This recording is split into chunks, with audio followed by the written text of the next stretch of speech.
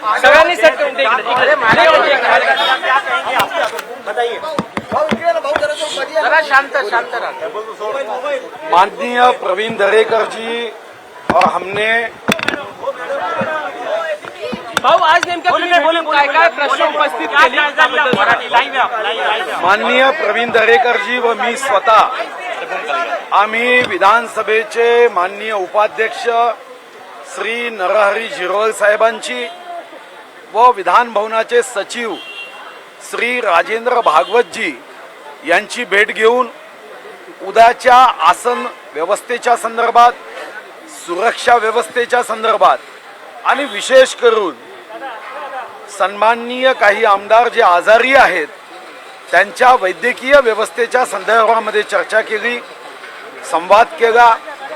उद्याच्या विश्वासदर्शक प्रस्तावाच्या संदर्भामध्ये या ठिकाणची सुरक्षा ही अतिशय उत्तम असावी, पूर्ण असावी यासाठी त्यांच्याशी चर्चा केली.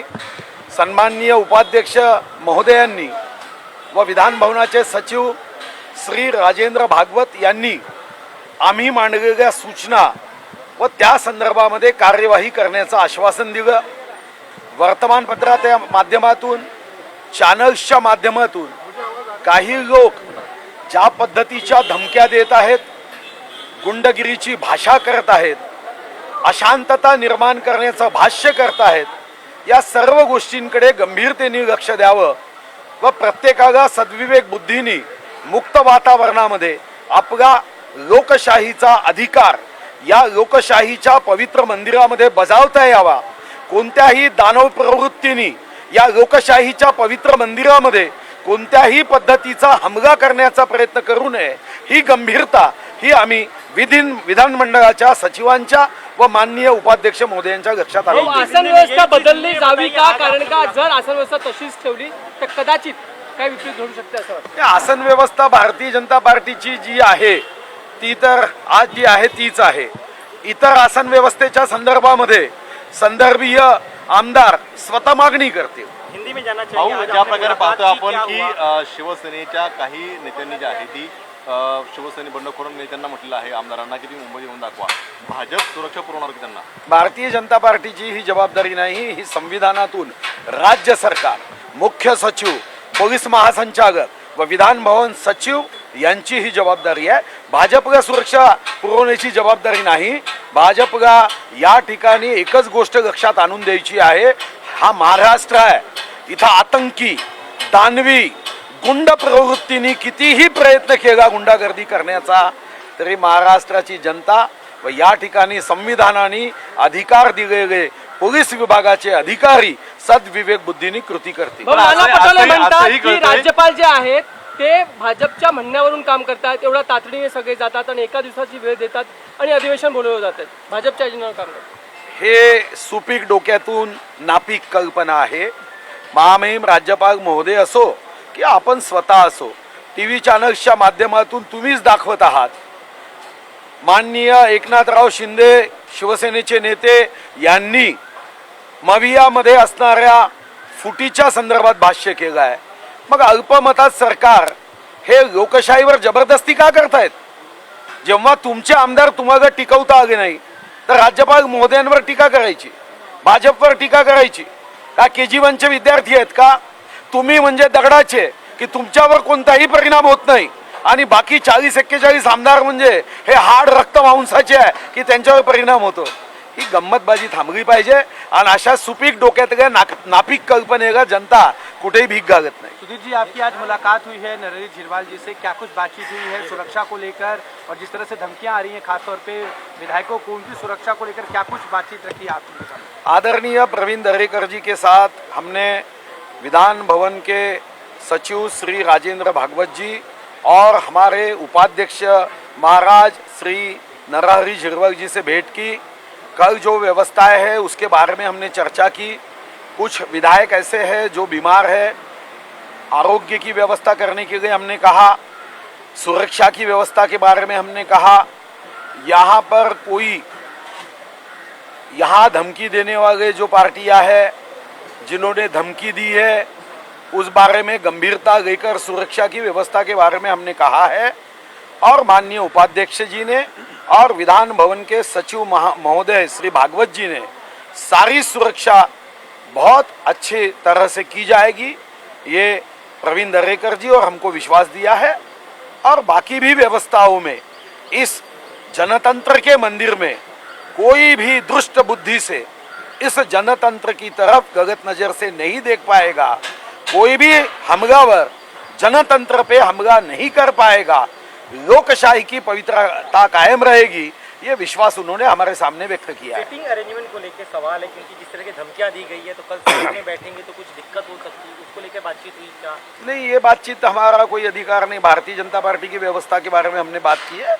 जो शिवसेना के नेता है एकनाथ शिंदे जी, और वो स्थगिती के बारे में वही निर्णय करेंगे की शिवसेना में कोण कहाँ बैठेगा। भाऊ अल्पमतातलं सरकार दिसत आहे तर त्यामुळे आपसे भी जानना चाहूंगा सर, किस तरह की बातें हैं कि बीजेपी सीआरपीएफ की सुरक्षा में इन विधायकों को विधान भवन तक लाने की तैयारी कर रही है, इसको लेकर थोड़ा सा। भैया, ये बीजेपी का कोई काम नहीं। सीआरपीएफ ये government of India K under में काम करती है, ये बीजेपी के अंतर्गत काम नहीं करती। और सुप्रीम कोर्ट ने बड़े स्पष्ट शब्दों में कहा है कि ये जिम्मेदारी राज्य और केंद्र सरकार करे। पुलिस महासंचालक हो या गृह विभाग के केंद्र के राज्य के अधिकारी हो, इन पे सुप्रीम कोर्ट ने जिम्मेदारी दी है। अगर ये जिम्मेदारी का पालन वो नहीं कर पाए तो सुप्रीम कोर्ट फिर उनपे निश्चित रूप से कंटेम्प्ट ऑफ कोर्ट भी करेगी और गंभीरता से इसकी दखल भी करेगी। राज्यपाल के एक्शन पर इस वक्त आरोप लग रहे हैं कि राज्यपाल ने जो एक्शन लिया हर कुछ जल्दबाजी में किया, अचानक लेटर पहुंचता है और तुरंत राज्यपाल 48 घंटे के अंदर जो है सत्र बुला लेते हैं। देखो, आपके पास बहुमत है तो 1 घंटे में भी आप बहुमत दिखा सकते हो। अगर आपके पास 2 हाथ है तो 2 हाथ दिखाने के लिए आपको क्या 30 दिन की मुदत लगेगी? हाथ है तो 5 मिनट में हाथ दिखा सकते हो। भाई, इसमें क्या नया है? आप तो कोई शोले के ठाकुर नहीं हो कि आपके 2 हाथ चाग में रुके हैं। तो बहुमत दिखाना है तो दिखाइए ना भाई। राफेल से भी ज्यादा स्पीड से राज्यपाल आपके दबाव में काम करे, बीजेपी के दबाव में काम करे, ऐसा आरोप लगाया है। देखो, ऐसा आरोप तो वो लोग कहेंगे जो हार गए हैं। बाजीगर लोग ऐसी फालतू बातें नहीं करेंगे। ये वो लोग हैं जो हार गए हैं और बेमतलब अपनी शूरता वीरता का प्रमाण पत्र देने की एक नापाक कोशिश कर रहे हैं। भाऊ, पुरेसा वेळ जे आहे राज्यपालांकडून देण्यात आलेला आहे असं एकंदरीत बोललं जाते, त्याबद्दल काय म्हणाल? नाही, शेवटी महामहिम राज्यपाल महोदयांची संविधानाच्या माध्यमातून ही जबाबदारी आहे। संविधानाने सांगितलं आहे की अस्थिर सरकार नको। शेवटी कोणी मुख्यमंत्री व्हावा यासाठी लोकशाही आहे का? एखाद्या व्यक्तीने खुर्च्या तोडाव्या मुख्यमंत्री पदावर बसून, यासाठी लोकशाही नाही आहे।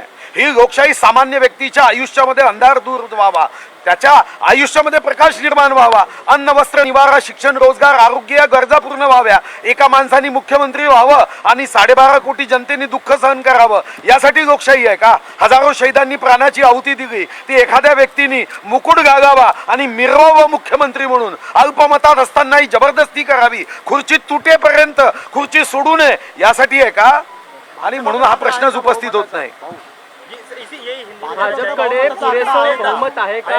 भारतीय जनता पार्टीने वेट अँड वॉचची भूमिका आहे। जशी प्रश्नपत्रिका येईल तशी उत्तरपत्रिका सोडवू।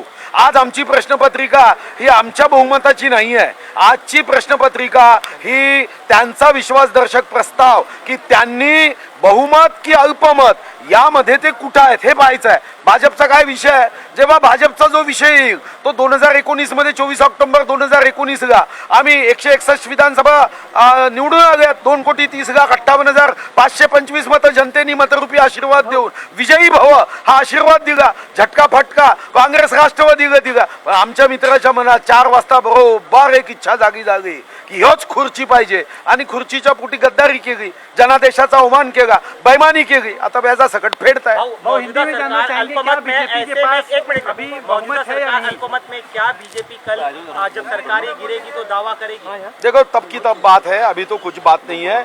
जैसी प्रश्न पत्रिका वैसी उत्तर पत्रिका। हमारे पास अभी कल के विश्वास दर्शक के बारे में हम वेट एंड वॉच की भूमिका में है, उसकी तैयारी कर रहे हैं। 2.5 साल में सरकार ने जनता के साथ जो बेईमानी की, जनता पे जो अन्याय किया, ये महाराष्ट्र में जनहित के निर्णय के बजाय बेवड़ों के लिए निर्णय किए, दारू सस्ती की, मुहे की दारू को प्रमोशन देके देशी से विदेशी बनाया। तो ऐसे सरकार को डिमोशन करना, जनता की आवाज बुलंद करना, ये हमारी जिम्मेदारी है। एक आखिरी सवाल, शक्ति परीक्षण को लगातार लंबा खींचने की कोशिश मौजूदा सरकार कर रही है। आपको लग रहा है कुर्सी से चिपके हुए हैं, छोड़ नहीं रहे? ये तो क्या आप ही बता रहे, ये हमने बताने की क्या आवश्यकता है। 21 तारीख से टीवी चैनल पे आप बार बार कह रहे हो कि सरकार ने बहुमत गवा दिया है। वो गुवाहाटी से चिल्ला के शिवसेना के नेता कह रहे हैं कि महाविकास आघाड़ी का साथ छोड़ दो, मगर इन्हें जनता का साथ छोड़ना पसंद है, अपने विधानसभा सदस्यों का साथ छोड़ना पसंद है। मगर इन्होंने कहा है हमने जीवन ये शरद पवार जी के चरणों में समर्पित किया है, अब जो निर्णय वो करेंगे वही सर्वोपरि है। तो इसको हम क्या कर सकते भाई। सरकार अल्पमतात असल्याचा दावा केला जातोय, मात्र आज सायंकाळी 5 वाजता कॅबिनेट बैठकीचं आयोजन करण्यात आलेलं आहे। काय वाटतं निर्णय? त्यामध्ये ऍक्च्युली जे ही प्रस्ताव आहे, दृष्ट राजकीय नीती आहे।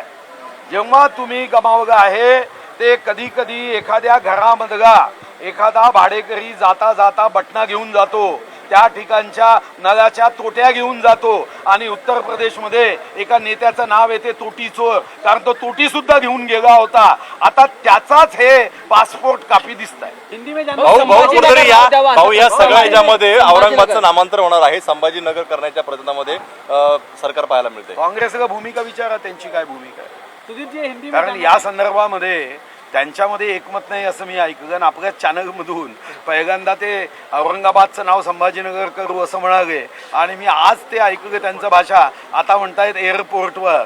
तर म्हणून मला असं वाटतं की त्यांचं काम आहे की संभाजीनगर नाही केलं तरी आम्ही मनात मानतो ना, त्याच्यामुळे ते मनाचे मांडे खाणारे हे मुख्यमंत्री हे आपल्याला स्वतःला कधीच अशा पद्धतीने प्रस्ताव मंजूर करतील का यावर प्रश्नचिन्ह आहे। वाट पाहू। कैबिनेट बैठक को लेकर क्या कहना चाहेंगे? आज जो है कैबिनेट बैठक कर रहे हैं। अल्पमत के सरकार की ये कैबिनेट बैठक ये गलत है। मुझे लगता है कि ये सबसे बड़ा राजनीतिक पाप है। थँक्यू। बहुत ठीक